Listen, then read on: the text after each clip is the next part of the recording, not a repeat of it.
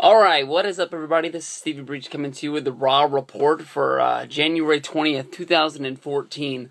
Honestly, in my opinion, I believe this was the most oddest and most just weirdest ending to Monday Night Raw in a long time. To prove my point, you have to go back throughout the show and just realize that it just seemed like when they planned this show out, they planned too much stuff and they were cutting time on the fly. Daniel Bryan got his intro cut in half. Fandango got his intro cut in half.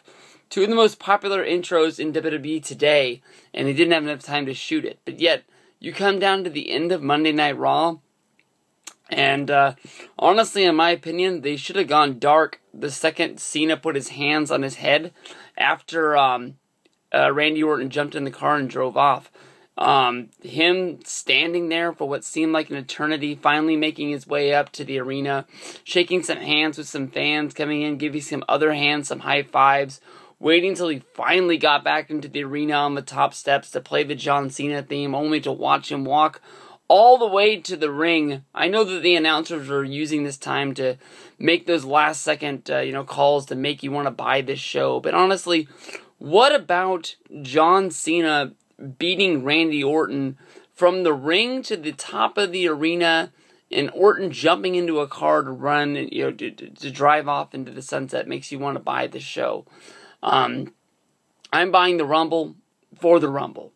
Nothing really else really is getting to me. It was cool to see Brock Lesnar, and it was cool to see the Big Show get into it. I was surprised to see the height difference. I hadn't seen them, go toe-to-toe like that before. It looks like the Big Show is almost a foot taller than him. How Big Show, gained superhero powers if he ate some Super Mario mushrooms or something like that in order to, be able to eliminate Brock Lesnar from the Royal Rumble like he did tonight, throwing him over to the top rope to the floor.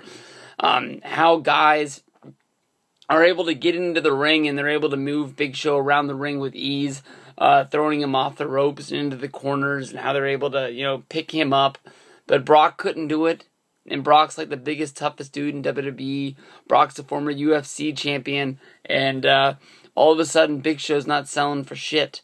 I know that it's all an act, I know it's all a game, but to me it was just like, this is a guy who gets beat by everybody, and all of a sudden the baddest motherfucker on the planet can't even move the guy. Didn't make sense. It was cool to see Batista come back.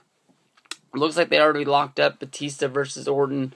Most of the time the guy who thinks he'll win the Rumble is the guy who normally wins it.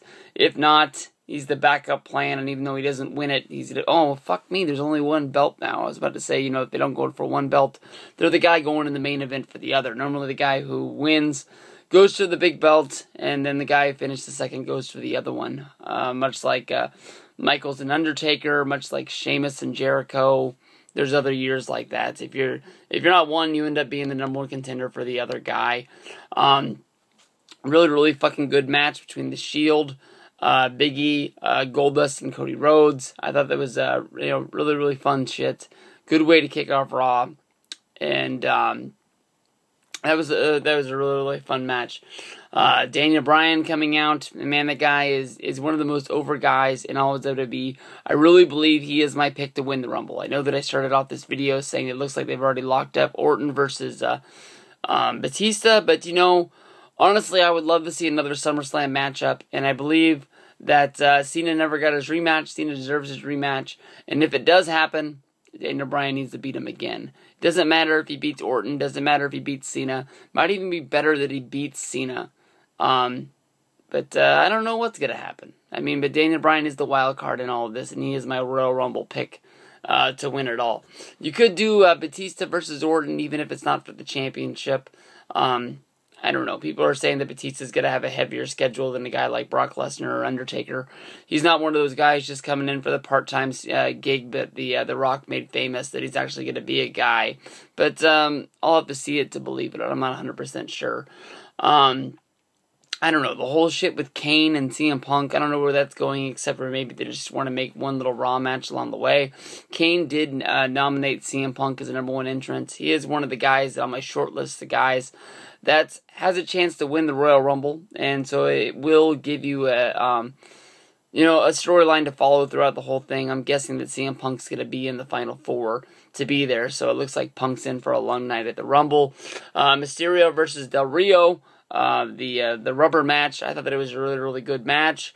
It was pretty fun. Batista coming out and beating up Del Rio made it a little bit more fun. I already talked about Big Show and Lesnar. Somehow Naomi keeps beating AJ Lee, second week in a row. The Usos against Luke Harper and the Rowans, otherwise known as the Wyatt Clan. That was a fucking badass match. I love me some tag team wrestling, and this was fucking awesome. And I'm just marking out right now because I didn't even realize that Kofi Kingston and Randy Orton had a finish. That it says here on this thing, it says Kofi Kingston versus Randy Orton. Orton beats Kofi via disqualification. I never heard the bell. I never heard a saying.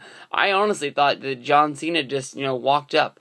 I don't even know where the fuck he was. If you can tell me why John Cena walked into the arena tonight at the 3-hour mark of Raw. I know that last week his dad got his ass kicked. I don't know if he was at the hospital with his dad and he missed his flight and he had to run all the way from one place to the other. Or his car broke down on the way and it was some storyline and I just didn't hear it. I walked out of there at the beginning or whatever. But Batista was the star of the show tonight. I think that was all I was really thinking about. I really didn't even notice that Cena hadn't been on the show until just during that match. They just showed the parking lot for no reason, and you're normally looking for like some sort of a car to pull in, and just here comes, Robo Cena just walking in there like the fucking Terminator, and he just walks right out to the ring and interrupts the match. And I just thought maybe this was going to open the window. I know Kofi Kingston got one of the biggest wins of his career beating Randy Orton last week, even though it wasn't a title match.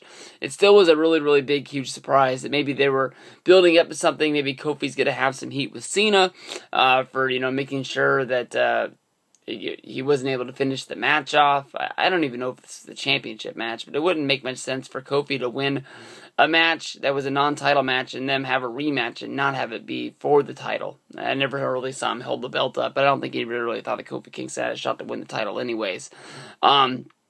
But, maybe if it was, maybe then Kofi would be mad at Cena. Kofi would, go out there and kick him in the back of the head, and then maybe, Kofi's a bad guy, then sort of switching his character up. Maybe if they do an Elimination Chamber match, maybe he's a heel you can throw in there, and maybe get some new fire behind him. I'm not 100% sure. But that was the Monday Night Raw report.